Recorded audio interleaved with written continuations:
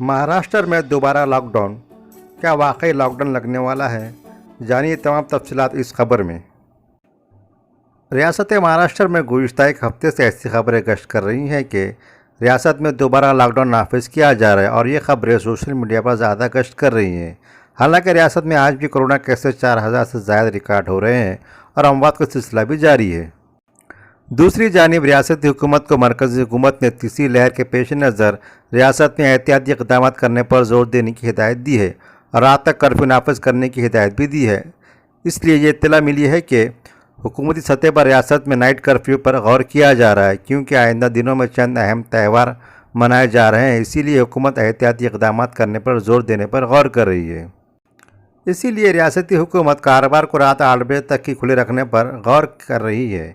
माहिरीन ने इंतबाह दिया है कि मुल्क में सितंबर और अक्टूबर में कोरोना की तीसरी लहर आएगी, मगर केरला की मौजूदा सूरत हाल से कुछ माहिरीन ने यह भी इशारा दिया है कि मुल्क में तीसरी लहर शुरू हो गई है, जिसका आगाज़ केरला से हुआ है।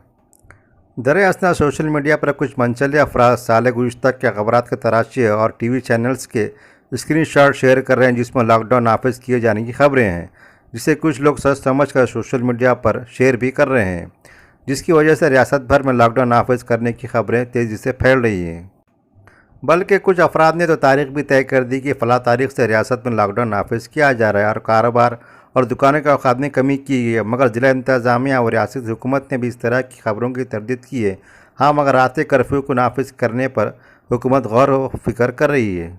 इसलिए लॉकडाउन नाफिज किए जाने की तारीख से जो भी खबरें सोशल मीडिया पर गश्त कर रही हैं वो सब अफवाह है, जिस पर आवाम कतई यकीन ना करें। ताज़ा तरीन खबरों के लिए वर्क़ा ताज़ा यूट्यूब चैनल को सब्सक्राइब करें। शुक्रिया।